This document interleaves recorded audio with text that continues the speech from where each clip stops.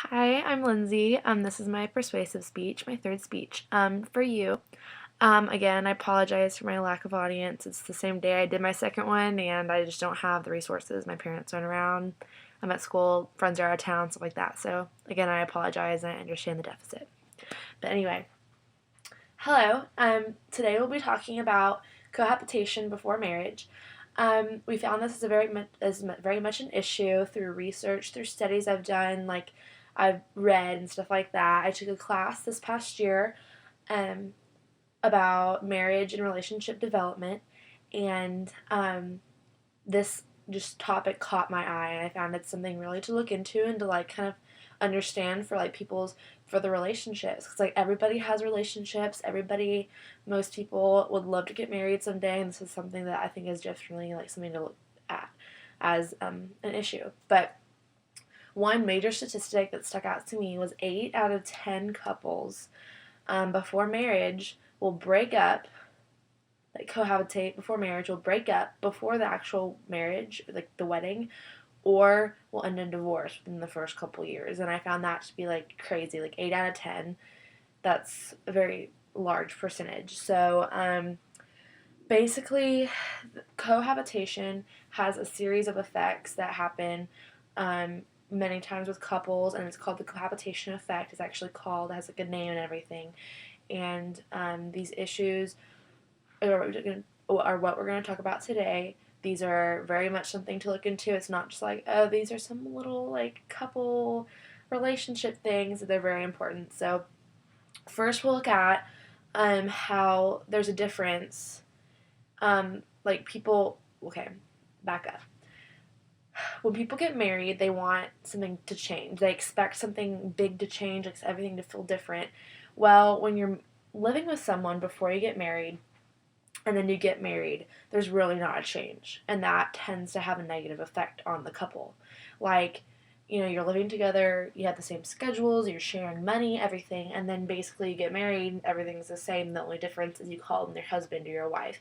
So that like lack of change tends to really have a negative effect on the relationship and can often just add one more problem into the things to work on, and that's often will lead to divorce with a series of problems.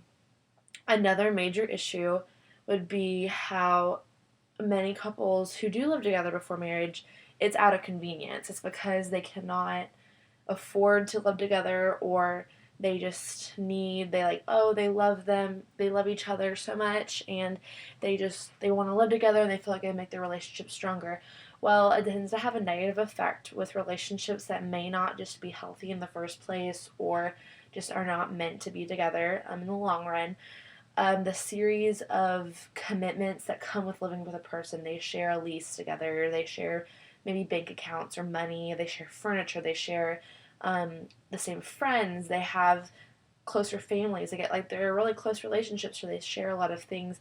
Well, all these things will lead to not wanting to break up. Like if you break up, all these things are going to happen that'll make it really inconvenient. So breaking up just doesn't happen, and they get married and they end up being really unhappy, and then just ends in divorce anyways. So that's mainly what the cohabitation effect is about, is that like that forced relationship and commitment that really isn't healthy. The third thing that is more controversial, it's more what people like discuss the most, is how when you live with someone, you learn every little pet peeve, you learn everything about each other. And I have this chart that shows the correlation between people who are living together before they're married and who aren't. And sorry, I'm kind of getting off topic, but you can see like it's a much lower percentage, like higher percentage of divorce than people who did not live together in the first place. But anyways, back to what I was saying. People, I got off topic. Oh yeah, okay. You're learning every little tiny pet peeve and every little twitch and every little thing about the other person when you're living with someone, and it makes it much easier for that person to, like, you to break up and to just end that relationship. And many times, that could lead to, an end of a relationship that would have worked if you would have had the commitment of marriage in the first place. Like when you're married, little tiny things, you learn to kind of pick your battles, but sometimes like you'd break up with that person just because that little thing, because all they are to you as a boyfriend or a girlfriend. This can also be looked at in a different light. It can be looked at like, oh, you're weeding out the bad relationships and it's helping the divorce rate and stopping you from being divorced in the long run when you get married later on down the road. But in my opinion, it's causing you to maybe miss out on relationships that would have worked if you would have been married in the first place.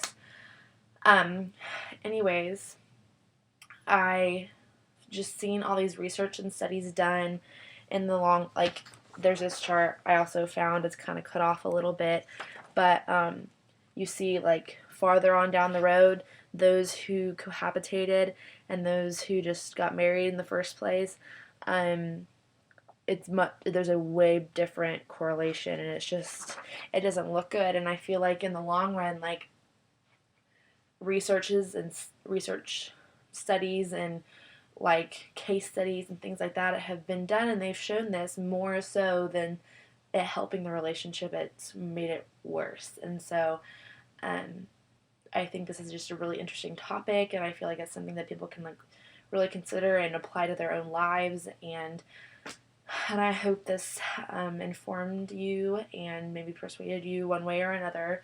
Probably more in my opinion, since it was a little bit biased, but yeah. So.